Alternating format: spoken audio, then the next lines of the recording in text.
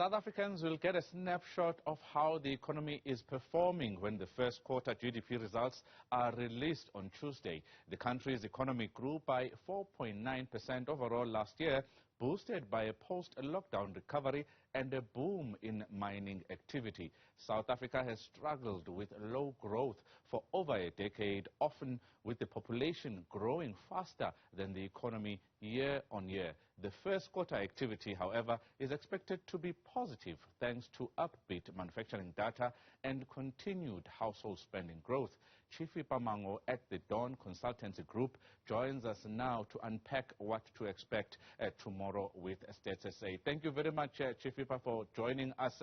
You are expecting GDP for the first quarter to align with the first quarter employment data, which showed an improvement. Tell us why. Yeah, I think the data is really coming up a bit positive, especially when you're looking at employment data, where we saw a decline in the unemployment rate. And then what you need to do is to look into the sectors which actually contributed towards that. Manufacturing actually showed a tremendous growth in terms of employment numbers. So I think from that kind of alignment, we should expect sectors such as manufacturing, sectors such as mining sector, showing an improved positive growth in terms of the GDP numbers. So that's where the positivity is coming from.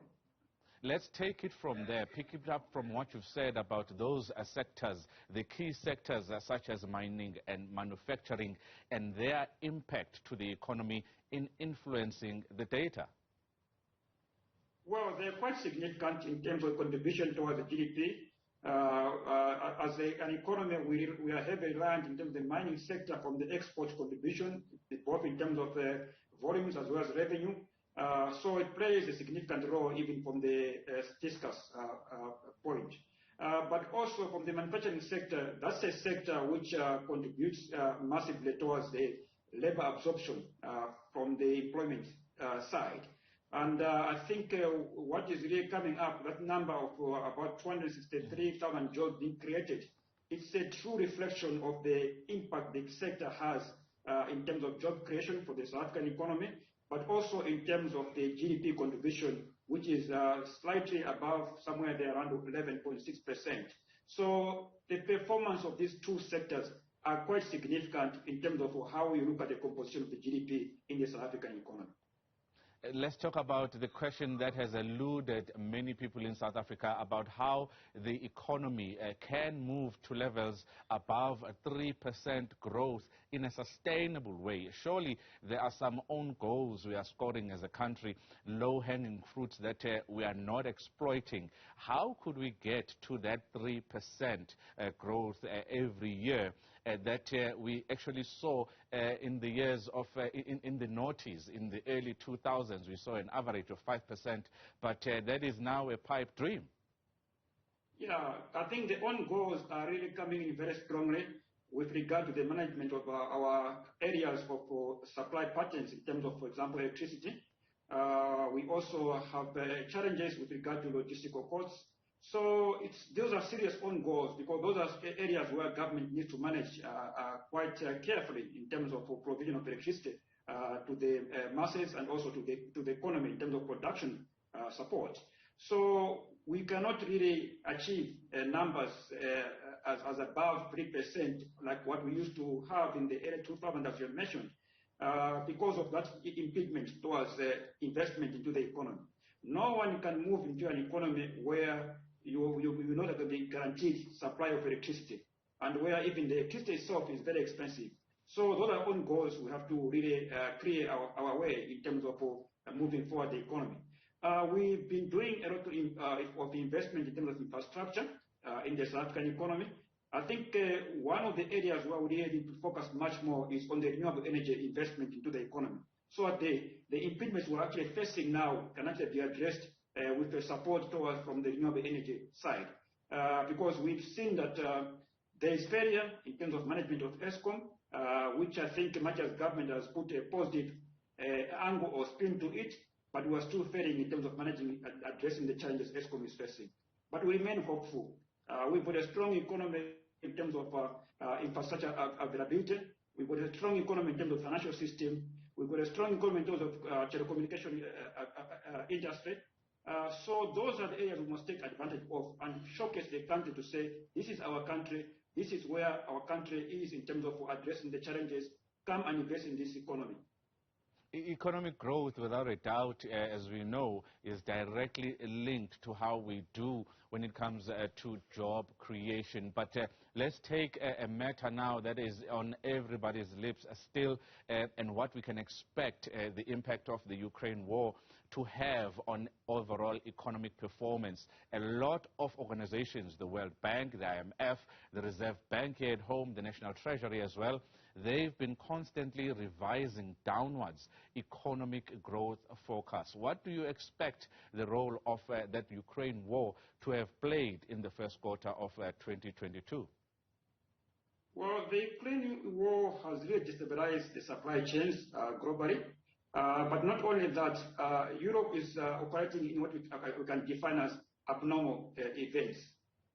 So in terms of the exports destination, that's an area where we have actually relied on in terms of some of the exports we actually contribute to those economies.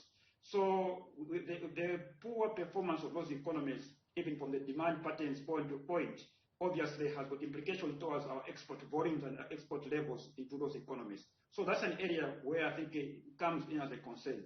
But I think while in a negative situation, there's always some positive issue that we must look at. I think there are some products which South Africa can actually take advantage of, taking its comparative advantage, especially, for example, in some of the agro-processing industries, to really penetrate those countries where the food shortage is actually becoming a prevalent factor in those economies. So opportunities in an environment of mess is actually available at this stage. And I think South Africa can really benefit itself in terms of positioning its export basket by widening it in such a way that where we do not have a traditional space to export in those economies, we can actually take advantage of it now. You've spoken about this a little bit, the problems and challenges that we're having with our energy crisis that is facing us, with load shedding still with us. There is no hope when it comes to recovery until we have dealt with this big question of energy availability.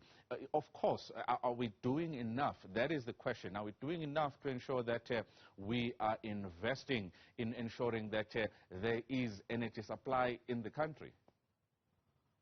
Well, I like the new talk, which is around the renewable energy as an alternative source in terms of dealing with these challenges. So it is an area not only can it benefit from the energy supply, but it's also an area which can benefit other industries, which can manufacture the products that are actually utilized in the renewable energy.